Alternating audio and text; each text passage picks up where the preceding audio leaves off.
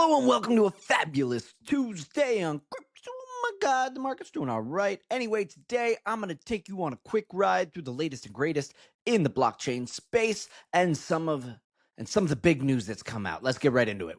Bam. So it's a nice calm day, even though the Bitcoin markets are taking a bit of a beating. What's going on there? I'm not quite sure. But do I think we're transitioning from bull market to bear market? I do not think so. I think that largely we are looking at broader macro being a little bit more questionable. However, we did see some wild news, which is bullish. A cryptocurrency exchange out of the Caymans did recently IPO. And one very interesting note is that of that IPO capital, they received 1.15 billion of the proceeds in stablecoins. Now, when you dive in here, man, there's like a whole slew of stablecoins, right? You've got the euro, the Agora dollar, the USD1 by World Liberty, PayPal dollar, global dollar.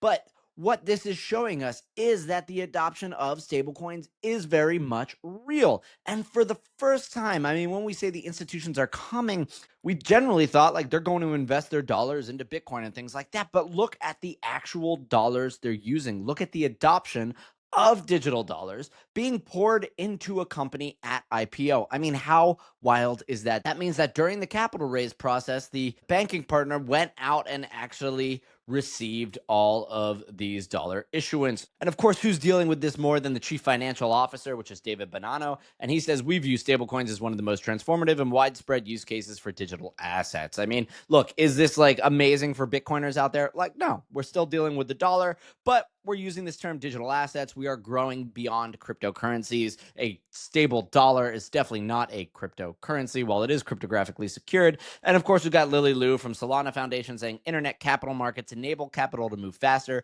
with greater transparency and in a globally accessible manner. And this is what we are going to continue to see, which is this globally accessible manner. This is where stablecoins are absolutely exploding. If you remember that plasma chain by Tether that I talked about, they are going to compete with Tron over Africa, over the developing nations who all love and utilize stablecoins.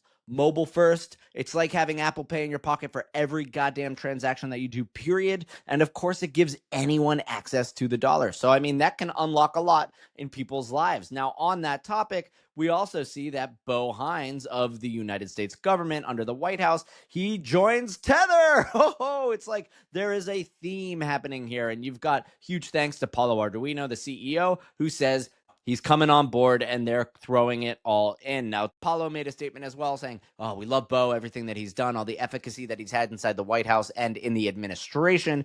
So this is a big deal, right? This is now the marriage between a major stablecoin issuer, Tether, somewhat ironically, the only one that's not really inside the US, and Bo Hines, the great ligament that connects to the government, to Washington, and to the powers that be. This is definitely a very symbolic partnership here.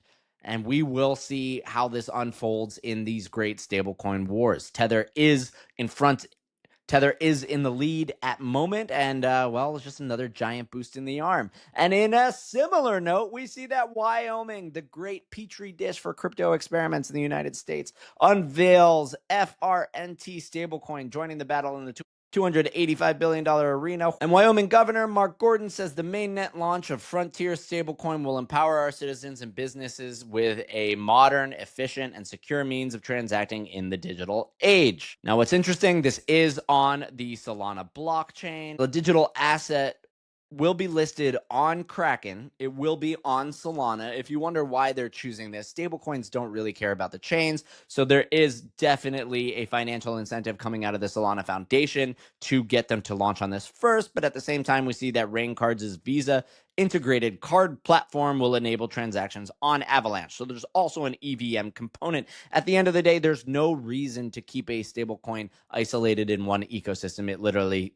decreases the value for your coin. So now it's up for grabs. The game is on, and we see for the first time a state-backed stablecoin. Now, why you'd want to use this over another asset, I don't really know, but this is probably where we're going to begin to see the businesses that back these stable coins. What are their methodologies? What are their rollout strategies? We have Tether going after the developing world. We have Coinbase and USDC going after apps and integrations inside of Coinbase specifically, but everything that they're doing in the US. FRNT, I'm guessing this is front, and this is likely going to be targeted at institutionalization. I think what Wyoming is really trying to do here is establish itself as the digital version of what Delaware did with the Delaware C Corp. They see the future of finance being on chain. They want everyone to domicile in Wyoming the same way businesses and corporations have traditionally been using Delaware. So this is an interesting and competitive game between the states as to who can come out in front.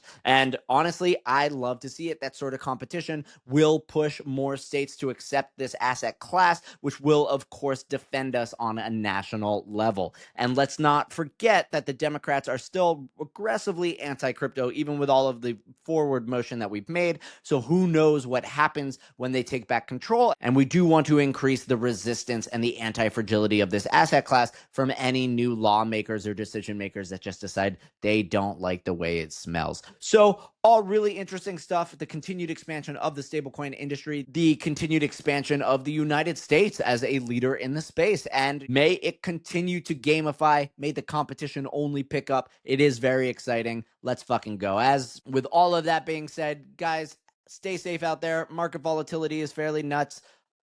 Is it forever? Who knows? What do the new market structures look like? Are we still in the 4-year cycle? These are all really great things to consider. So don't lever up, stay safe, and I'll see you tomorrow.